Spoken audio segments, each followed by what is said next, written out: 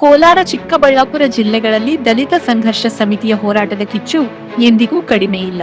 ಅದಕ್ಕೆ ಸಾಕ್ಷಿ ಎಂಬಂತೆ ಶಿಡ್ಲಘಟ್ಟ ತಾಲೂಕಿನ ತಿಮ್ಮನಾಯಕನಹಳ್ಳಿ ಗ್ರಾಮದಲ್ಲಿ ಇತ್ತೀಚೆಗೆ ಭಾರತ ರತ್ನ ಡಾಕ್ಟರ್ ಬಿ.ಆರ್. ಅಂಬೇಡ್ಕರ್ ಅವರ 135ನೇ ಜಯಂತಿ ಹಾಗೂ ಹಸಿರು ಕ್ರಾಂತಿಯ ಹರಿಕಾರ ಡಾಕ್ಟರ್ ಬಾಬು ಜಗಜೀವನ್ ರಾಮ್ ರವರ ಜಯಂತಿಯನ್ನು ಅತ್ಯಂತ ಅದ್ದೂರಿಯಾಗಿ ಆಚರಿಸಲಾಯಿತು.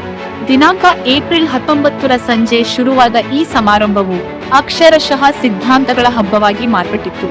ಅಂಬೇಡ್ಕರ್ ಅವರ ವಿಚಾರಧಾರೆಗಳು ಎಷ್ಟು ಪ್ರಭಾವಶಾಲಿಯಾಗಿದ್ದವೆಂದರೆ ರಾತ್ರಿ 12 ಗಂಟೆಯಾದರೂ ಜನಸಾಗರ ಕದಲದೆ ಕಾರ್ಯಕ್ರಮದಲ್ಲಿ ಮಗ್ನವಾಗಿತ್ತು. ಕಾರ್ಯಕ್ರಮದ ಪ್ರಮುಖ ಮುಖ್ಯಾಂಶಗಳು: ಮೊದಲಿಗೆ ಹಿರಿಯರು, ಗಣ್ಯರು ಎಲ್ಲರೂ ಸೇರಿ ಜ್ಯೋತಿ ಬೆಳಗುವ ಮೂಲಕ ಕಾರ್ಯಕ್ರಮವನ್ನು ಉದ್ಘಾಟಿಸಿದರು. ನಂತರ ಅಂಬೇಡ್ಕರ್ ಹಾಗೂ ಜಗಜೀವನ್ ರಾಮ್ ರವರ ಭಾವಚಿತ್ರಕ್ಕೆ ಪುಷ್ಪಾರಾಧನೆ ಮಾಡುವ ಮೂಲಕ ಆ ಪುಣ್ಯಾತ್ಮರಿಗೆ ನಮನ ಸಲ್ಲಿಸಿದರು. ಪ್ರಮುಖ ಆಕರ್ಷಣೆ ಎಂದರೆ ಗಂಜಿಗುಂಟೆ ಮೂರ್ತಿಯವರ ಭಾಷಣ. ಅವರ ತಾರ್ಕಿಕ ಮಾತುಗಳು ಹಾಗೂ ಅಂಬೇಡ್ಕರ್ ಸಿದ್ಧಾಂತಗಳ ವಿಶ್ಲೇಷಣೆ ನೆರೆದಿದ್ದ ಸಾರ್ವಜನಿಕರ ಮನಗೆದ್ದಿತು. ಕೇವಲ ಭಾಷಣಕ್ಕೆ ಸೀಮಿತವಾಗದ ಈ ಕಾರ್ಯಕ್ರಮದಲ್ಲಿ ದಲಿತ ಸಮುದಾಯದ ಕಲೆ ಮತ್ತು ಸಂಸ್ಕೃತಿಯನ್ನು ಬಿಂಬಿಸುವ ವಿವಿಧ ಸಾಂಸ್ಕೃತಿಕ ಕಾರ್ಯಕ್ರಮಗಳು ಎಲ್ಲರ ಗಮನ ಸೆಳೆದವು.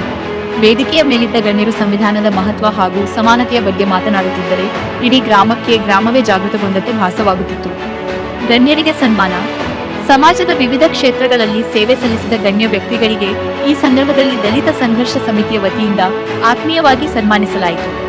ಮಾಜಿ ಗ್ರಾಮ ಪಂಚಾಯಿತಿ ಅಧ್ಯಕ್ಷರು ಹಾಗೂ ದಲಿತ ಹಿರಿಯ ಮುಖಂಡರು ಜಿ. ನರಸಿಂಹಮೂರ್ತಿ ಗಂಜಿಗುಂಟೆ, ಟಿ.ಎ. ಚಲಪತಿ ಜಿಲ್ಲಾ ದಸಂಸ ಸಂಘಟನಾ ಸಂಚಾಲಕರು, ಲಕೇನಹಳ್ಳಿ ವೆಂಕಟೇಶ್ ದಸಂಸ ತಾಲೂಕು ಸಂಚಾಲಕರು, ಕೆ. ಮೂರ್ತಿ ಸಾಮ್ರಾಟ್ ಪ್ರಾಂಶುಪಾಲರು, ಟಿ.ವಿ. ಮುನಿಯಪ್ಪ ದಲಿತ ಮುಖಂಡರು, ದಿಬ್ಬೂರಹಳ್ಳಿ ಪಿಎಸ್ಐ ನಾಗರಾಜ್, ಶಿಕ್ಷಕರು ನಾಗೇಶ್, ಟಿ.ಕೆ. ಅರುಣ್ ಕುಮಾರ್ ಜಿಲ್ಲಾ ಅಧ್ಯಕ್ಷರು ರೈತ ಸಂಘ, ರಾಜೇಶ್ ಯುವ ಮುಖಂಡರು, ತಿಮ್ಮನಾಯಕನಹಳ್ಳಿ, ಕೃಷ್ಣಪ್ಪ ಮಾಜಿ ಗ್ರಾಮ ಪಂಚಾಯಿತಿ ಅಧ್ಯಕ್ಷರು, ದ್ಯಾವಪ್ಪ ಗ್ರಾಮ ಪಂಚಾಯಿತಿ ಮಾಜಿ ಸದಸ್ಯರು, ಮುನೇಶ್ ದಲಿತ ಯುವ ಮುಖಂಡರು, G. Kurabarahalli, Chalapathi Gunimaradahalli, Shivakumar Baphireddy, TN. Narayanaswamy, Muralidhara, TR. Devaraju, TG. Shivakumar, TN. Arun Kumar, TN. Mohan Babu, TR. Nagarajappa Sadari, Lakshminarayana, TN. Anji driver, Anand Murugha, Gangaraju, TN. Ramanji, Ramesh TC, Krishnamurthy, TY. Subramani, Nagaraju, Narayanaswamy, ಟಿ.ಪಿ.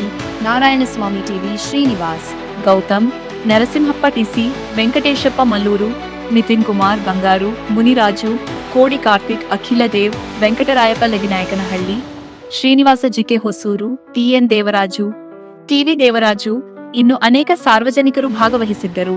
ವರದಿ ನವೀನ್ ಗರುಡ. ಅದೇ ರೀತಿ ನಮ್ಮ ಕೃಷ್ಣಪ್ಪ ಸರ್ ಅವರು ಕೂಡ ನಾವು ಹೇಳಿದಂತೆ ನಡ್ಕೊಂಡು ಈ ಒಂದು ಕಾರ್ಯಕ್ರಮ ಅವರೊಬ್ಬರೇ ಅಲ್ಲ, ಇಲ್ಲಿ ಗ್ರಾಮದ ಯುವಕರು ತುಂಬಾ ಯುವಕರು ಇಲ್ಲಿ ಪ್ರೋತ್ಸಾಹ ಕೊಟ್ಟಿದ್ದಾರೆ. ಅವರು ಮತ್ತೊಮ್ಮೆ ಅವರಿಗೆ ಆ ಯುವಕರಿಗೆ ಧನ್ಯವಾದಗಳನ್ನು ಸಲ್ಲಿಸ್ತಾ ಇದ್ದೀನಿ. ಈಗ ಹಿಂದೂ ಪ್ರಿಯ ಅವರಿಂದ ಕ್ರಾಂತಿಗೀತೆ.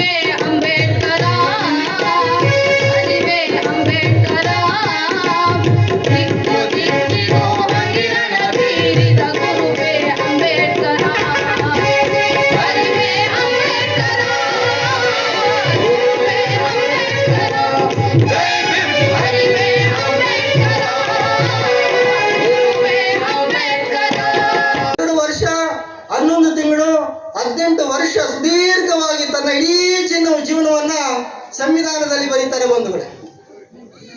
ಎಷ್ಟೋ ಹೋರಾಟಗಳನ್ನು ಮಾಡಿದ್ದಾರೆ. ಕಡೆಯದಾಗಿ ಒಂದು ಅವಕಾಶ, ಎಷ್ಟೇ ಜನರು ನಮ್ಮ ಜನರನ್ನ ಬೇರೆಯವರಲ್ಲ ಶೋಷಿತ ಜನರೇನೆ ಬೆನ್ನಿಗೆ ಚೂರಿ ಹಾಕಿದಂಥ ಸಂದರ್ಭದಲ್ಲಿ ಕೂಡ ಬಾಬಾ ಸಾಹೇಬ್ ಅಂಬೇಡ್ಕರ್ ಅವರು ಧೃತಿಗೆಡದೇನೆ ಮತ್ತೆ ನಾನು ಈ ದೇಶಕ್ಕೆ ಕೊಡುಗೆ ಕೊಡಲೇಬೇಕು, ಈ ಜನಕ್ಕೆ ಏನಾದರೂ ಒಂದು ಸೇವೆಯನ್ನು ಮಾಡಲೇಬೇಕು ಅಂತ ಹೇಳ್ಬಿಟ್ಟು ದೃಢ ಸಂಕಲ್ಪ ಮಾಡಿ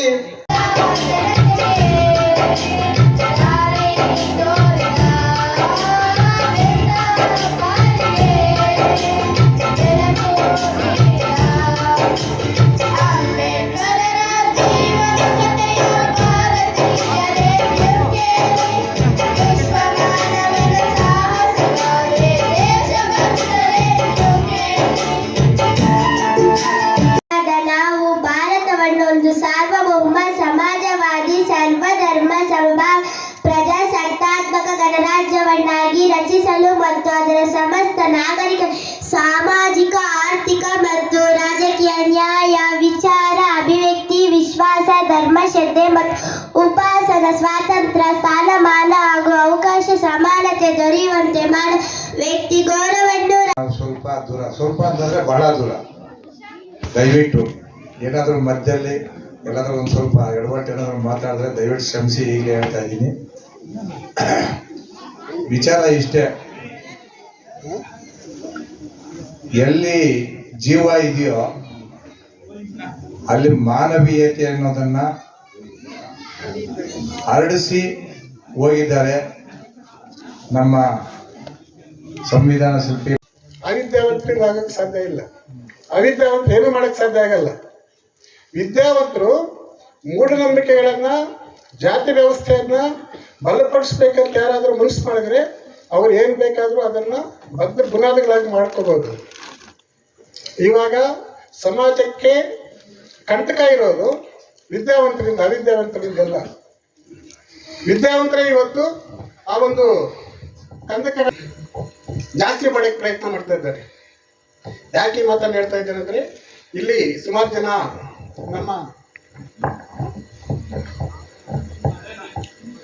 ಶೂದ್ರ ಜನಾಂಗದ, ದಲಿತ ಜನಾಂಗದ ವಿದ್ಯಾವಂತರು ತುಂಬಾ ಜನ ಇದ್ದಾರೆ. ಅವ್ರ ಜೊತೆ ಹಂಚ್ಕೋಬೇಕಂತ ಹೇಳ್ಬಿಟ್ಟು ಈ ಮಾತಾಡ್ತಾ ಇರೋದು ನಾನು. ಇವತ್ತು ಅಂಬೇಡ್ಕರ್ ಕನಸೇನಾಗಿತ್ತು, ಮನುಸ್ಮೃತಿ ಸುಟ್ಟಾಕಿರೋದು ಒಂದ್ ಕಡೆ ಆದ್ರೆ, ಇನ್ನೊಂದು ಅವರು ಕೇವಲ 3 ತಿಂಗಳಿಗೆ ಅವರು ಅಂಬೇಡ್ಕರ್ ಸತ್ತೋಗ್ತಾರೆ. ಅಕ್ಟೋಬರ್ 14,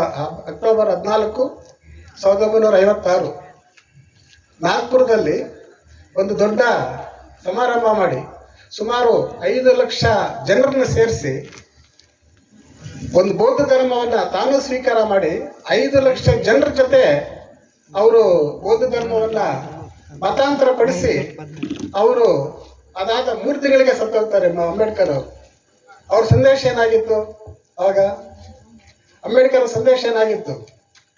ಈ ದೇಶದಲ್ಲಿ ಎಲ್ಲಾ ಧರ್ಮಗಳ ಬಗ್ಗೆ, ಎಲ್ಲಾ ಕಾನೂನುಗಳ ಬಗ್ಗೆ, ಸುಮಾರು ದೇಶಗಳ ಬಗ್ಗೆ, ಸುಮಾರು ದೇಶದಲ್ಲಿರ್ತಕ್ಕಂಥ ಸಂವಿಧಾನಗಳ ಬಗ್ಗೆ ಅಧ್ಯಯನ ಮಾಡಿ, ಧರ್ಮಗಳ ಬಗ್ಗೆ ಅಧ್ಯಯನ ಮಾಡಿ, ಈ ದೇಶದಲ್ಲಿರ್ತಕ್ಕಂಥ ಹಿಂದೂ ಧರ್ಮ ಆಗಿರ್ಬೋದು, ಕ್ರಿಶ್ಚಿಯನ್ ಧರ್ಮ ಆಗಿರ್ಬೋದು, ಮುಸ್ಲಿಂ ಧರ್ಮ ಆಗಿರ್ಬೋದು, ಸಿಖ್ ಧರ್ಮ ಆಗಿರ್ಬೋದು, ಎಲ್ಲಾ ಧರ್ಮಗಳಿದ್ರೂ ಕೂಡ ಸುಮಾರು 2500 ವರ್ಷಗಳ ಹಿಂದೆ ಈ ದೇಶದಲ್ಲಿರ್ತಕ್ಕಂಥ ಆರ್ಯರು, ಬೇರೆ ದೇಶದಿಂದ ಬಂದಿರತಕ್ಕಂಥ ಬ್ರಾಹ್ಮಣರು, ಈ ದೇಶದಲ್ಲಿರ್ತಕ್ಕಂಥ ಬೌದ್ಧ ಧರ್ಮವನ್ನು ಆಚೆ ಓಡಿಸಿರ್ತಕ್ಕಂಥ ಬೌದ್ಧ ಧರ್ಮವನ್ನ ಮತ್ತೆ ಈ ದೇಶದಲ್ಲಿ, ಯಾಕಂದ್ರೆ ಬೌದ್ಧ ಧರ್ಮದಲ್ಲಿ ಸಮಾನತೆ ಇತ್ತು, ಮಹಿಳೆಯರಿಗೆ ಸ್ಥಾನಮಾನ ಇತ್ತು, ಎಲ್ಲರಿಗೂ ಕೂಡ ಈ ದೇಶದಲ್ಲಿ ಒಂದು ಸಮಾನತೆ ಇರ್ತಕ್ಕಂಥ ಧರ್ಮ ಬೌದ್ಧ ಧರ್ಮ ಅಂತಕ್ಕಂಥ ಒಂದು ಅಧ್ಯಯನ ಮಾಡಿ, ಆ ಬೌದ್ಧ ಧರ್ಮವನ್ನು ನಾನು ಮತ್ತೆ ಒಂದು ಈ ದೇಶದಲ್ಲಿ ಪ್ರತಿಷ್ಠಾಪನೆ ಮಾಡ್ಬೇಕಂತೇಳಿ ಸುಮಾರು 2500 ವರ್ಷಗಳ ಹಿಂದೆ ನಾಶ ಆಗಿರ್ತಕ್ಕಂಥ ಬೌದ್ಧ ಧರ್ಮವನ್ನ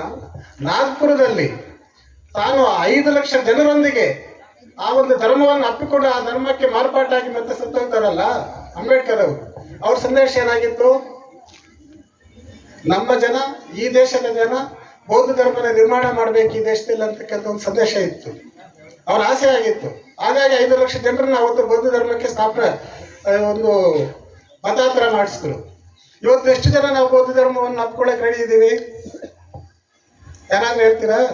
ಅಂಬೇಡ್ಕರ್ ಬೇಕು ನಮ್ಗೆ, ನಾವೆಲ್ಲ ಅಂಬೇಡ್ಕರ್ ಅನುಯಾಯಿಗಳು ಅಂತ ಹೇಳ್ತೀವಿ ನಾವು. ಅಂಬೇಡ್ಕರ್ ಇಲ್ಲದೆ, ನಾವು ಅಂಬೇಡ್ಕರ್ ಹೆಸರಿಲ್ಲದೆ ಮತ್ತೆ ಏನು ಮಾತಾಡಲ್ಲ. ಎಷ್ಟು ಜನ ನಾವು ಬೌದ್ಧ ಧರ್ಮವನ್ನು ಅಪ್ಕೊಳ್ಳಕ್ ರೆಡಿ ಇದ್ದೀವಿ? ಇಷ್ಟೊತ್ತು ಕೂಡ ನಮ್ಮ ಸ್ನೇಹಿತರು ತಪ್ಪು ತಿಳ್ಕೊಬೇಡಿ. ಇಷ್ಟೊತ್ತು ನಮ್ಮ ಸ್ನೇಹಿತರು ಸ್ಟಾರ್ಟ್ ಮಾಡ್ಬೇಕಾದ್ರೆ ಅದೇನೋ ವಿಷ್ಣು ಬ್ರಹ್ಮ ಅಂತ ಮಾತಾಡ್ತಾ ಇದ್ರು, ಗುರು ಬ್ರಹ್ಮ ಗುರು ವಿಷ್ಣು ಅಂತ ಹೇಳ್ಬಿಟ್ಟು. ಯಾಕಂದ್ರೆ ಈ ದೇಶದಲ್ಲಿ ಮನುಧರ್ಮ ಸೃಷ್ಟಿ ಮಾಡಿರ್ತಕ್ಕಂಥ ಮಹಾಭಾರತ, ರಾಮಾಯಣ ಇವೆಲ್ಲ ಕೂಡ ಬೌದ್ಧ ಧರ್ಮ ಆದ್ಮೇಲೆ ಬಂದಿರೋದು. ಅವೆಲ್ಲ ಕಟ್ಟುಕತೆಗಳಂತ ಹೇಳ್ಬಿಟ್ಟು ಅಂಬೇಡ್ಕರ್ ಹೇಳಿದ್ದಾರೆ.